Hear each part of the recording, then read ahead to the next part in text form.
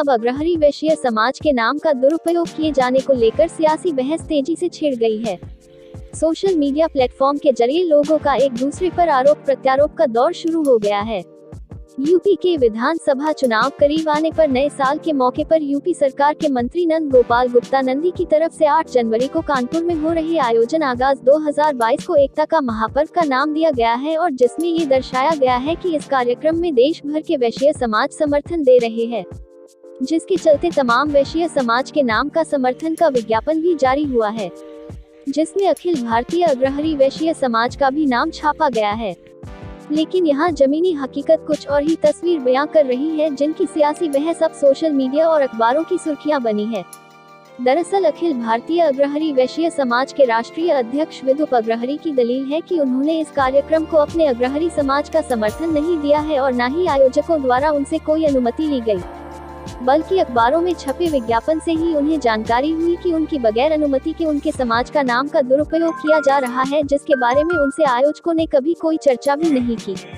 ऐसे में राष्ट्रीय अध्यक्ष ने बकायदा एक प्रेस कॉन्फ्रेंस के जरिए अग्रहरी समाज के खिलाफ रचे गए कुचक्र पर प्रेस विज्ञप्ति जारी कर विरोध प्रकट किया था। बावजूद इसके आज भी अग्रहरी वैश्य समाज के नाम का दुरुपयोग करना बदस्तूर जारी है और उनके नाम भी अखबारों में छपे विज्ञापनों में शामिल है। स्वीकृति मिलनी चाहिए। ताजुब हुआ देख करके कि विज्ञापनों में अखिल भारतीय अग्रहरी समाज का नाम भी उस लिस्ट में शामिल है, जबकि इस विषय पे मैं विदुप अग्रहरी राष्ट्रीय अध्यक्ष और चूंकि ये कार्यक्रम उत्तर प्रदेश में हो रहा है, तो हमारे उत्तर प्रदेश के जो अध्यक्ष हैं श्री श्रवण अग्रहरी जी, उनसे भी किसी भी प्रकार की कोई बातचीत नहीं की गई है। वही राष्ट्रीय अध्यक्ष के विरोध के बाद से देश के कई हिस्सों में राष्ट्रीय अध्यक्ष के खिलाफ गलत बयानबाजी पर निंदा की जा रही है और अब अग्रहरी समाज के नाम का दुरुपयोग करने वालों के कुचक्र के खिलाफ मुहिम तेज हो गई है। उसी कड़ी में उत्तर प्रदेश के लखनऊ में भी उत्तर प्रदेश अग्रहरी समाज संगठन के प्रदेश अध्यक्ष श्रवण कुमार अग्रहरी ने भी आज दोबारा प्रेस कॉन्फ्रेंस कर कार्यक्रम आगाज 2022 का बहिष्कार किया है, बल्कि अखिल भारतीय अग्रहरी वैश्य समाज के नाम का गलत इस्तेमाल करने पर प्रदेश के मंत्री पर सवाल उठाए और कहा कि वे कार्यक्रम की आड़ में सरकार के नाम का भी इस्तेमाल कर रहे हैं, जिसकी निंदा करते हुए कार्यक्रम में समर्थन पर अपनी असहमति जताते हुए उसके खिलाफ मोर्चा खोल दिए है। आगाज 2022 जो कि एक उत्तर प्रदेश सरकार के मंत्री जी द्वारा व्यक्तिगत कराया जा रहा है, उन्होंने हमारे राष्ट्रीय अध्यक्ष जी के ऊपर कहा कि वह स्वयं भू अध्यक्ष हैं, तो जिसका हम लोग विरोध कर रहे हैं। दूसरी बात, आगाज 2022 कार्यक्रम में अखिल भारतीय अग्रहरी समाज के बैनर का उपयोग एक समर्थक के रूप में किया जा रहा है, बिना राष्ट्रीय अध्यक्ष जी के सहमति के, बिना प्रांतीय पदाधिकारियों की सहमति के। यह भी निंदनीय कृत्य है, इसकी भी हम निंदा करते हैं। आप वैश्यों को गुमराह कर रहे हैं। वैश्य समाज जागरूक समाज है। आज तक आपने कभी वैश्यों की आवाज नहीं बने। 5 साल तक आप उत्तर प्रदेश सरकार में कैबिनेट मंत्री हैं। आप आगाज 2022 का इतना बड़ा कार्यक्रम करा रहे हैं। आप अपने धन का दुरुपयोग कर करके मीडिया में छाए हुए हैं। लेकिन आप बताइए, भारतीय जनता पार्टी के कार्यक्रम में भगवा कलर का आप दुरुपयोग कर रहे हैं।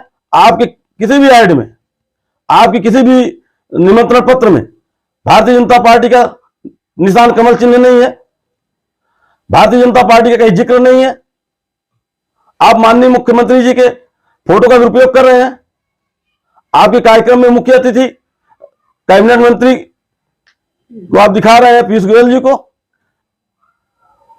तमाम ऐसी बातें हैं। आप वैश्य अब गुमराह होने वाला नहीं है। वैश्य जागरूक है और वैश्य का नेतृत्व वह करेगा जो वैश्यों की लड़ाई लड़ता है।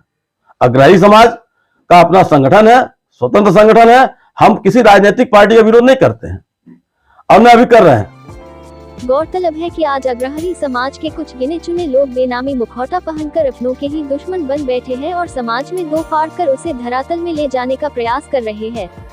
कल 8 जनवरी को उत्तर प्रदेश में होने वाले कार्यक्रम में भी वो लोग नई राष्ट्रीय कार्यकारिणी को धता बताकर खुद मुखौटा पहन खुद समाज का मुखिया बनकर शामिल हो रहे हैं, जिनके इस कृत्य के चलते देश भर में अग्रहरी वैश्य समाज का एक बड़ा तबका बेहद असहज महसूस कर रहा है, जिसके चलते देश भर में समाज के लोग अग्रहरी समाज के बेनामी मुखौटों द्वारा किए गए कृत्य के विरोध में उतर आए हैं और साथ ही अग्रहरी समाज के ही बेनामी मुखौटा पहने लोगों को अपने निजी स्वार्थ को भुनाने के लिए संरक्षण देने वाले आयोजकों पर भी सवाल उठा रहे हैं। आपको बता दें कि आगाज कार्यक्रम के आयोजकों द्वारा इस प्रकरण में की गई बयानबाजी ही खुद को कटघरे में खड़ा कर रही है, क्योंकि बीते वर्ष 2021 के अक्टूबर माह में हुए अखिल भारतीय अग्रहरी वैश्य समाज की राष्ट्रीय कार्यकारिणी के शपथ ग्रहण समारोह एवं महासम्मेलन में देश भर से आए अग्रहरी समाज के उद्योगपतियों के अलावा यूपी के डिप्टी सीएम केशव प्रसाद मौर्य बतौर मुख्य अतिथि शामिल हुए थे। डिप्टी सीएम तो स्वयं अग्रहरी वैश्य समाज के नवनिर्वाचित नई कार्यकारिणी बनने और उसके शपथ ग्रहण समारोह के साक्षी भी रहे हैं, जिसे झुठलाया नहीं जा सकता है। इसी कार्यक्रम के बाद से आज भी देश भर के अग्रहरी समाज एवं उत्तर प्रदेश के करीब 35 लाख से अधिक जनसंख्या वाले अग्रहरी वैश्य आज अखिल भारतीय अग्रहरी समाज के राष्ट्रीय अध्यक्ष विदुप अग्रहरी का समर्थन कर रहे हैं। शपथ ग्रहण समारोह के कार्यक्रम में शरीक हुए अग्रहरी समाज के संरक्षक व बीजेपी सरकार में रहे पूर्व मंत्री राधेश्याम गुप्ता ने भी बधाई संदेश दिया और राष्ट्रीय अध्यक्ष विदुप अग्रहरी को पूरे देश में अग्रहरी समाज को बुलंदियों पर ले जाने का संदेश दिया था।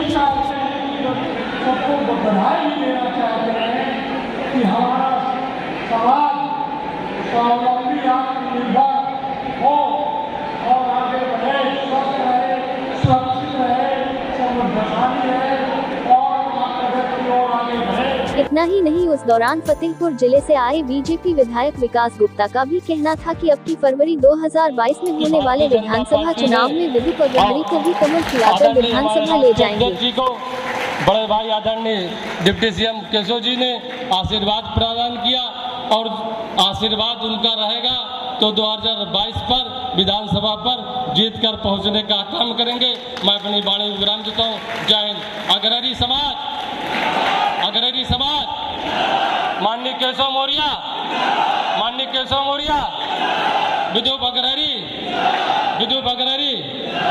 वैसे इस बात पर मुहर भी डिप्टी सीएम केशव प्रसाद मौर्य ने मंच से इशारों में कहकर लगा दी थी और यह भी कहा था कि सरकार के नाम की आड़ में निजी स्वार्थ के लिए काम करने वाले व्यक्ति को पार्टी नमस्ते भी करती है और आने वाले दिनों में विधानसभा चुनाव नजदीक है और वे भी चाहेंगे कि वे बीजेपी की सरकार दोबारा बनने में अग्रहरी वैश्य समाज अलग भूमिका निभाएगा, जिससे वे समाज के राष्ट्रीय अध्यक्ष विदुप अग्रहरी के जरिए समाज को आगे ले जा सके।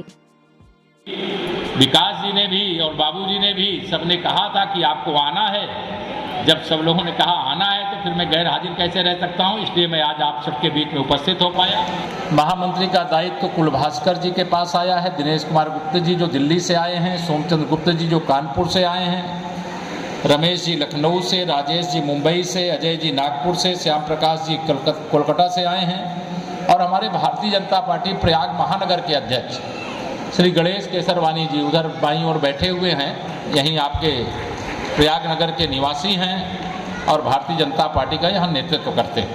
आज देश में भी और प्रदेश में भी भारतीय जनता पार्टी प्रचंड बहुमत के साथ अग्रहरी समाज सहित मैं कहूँगा कि सर्व समाज के समर्थन से केंद्र और प्रदेश में सरकार में है।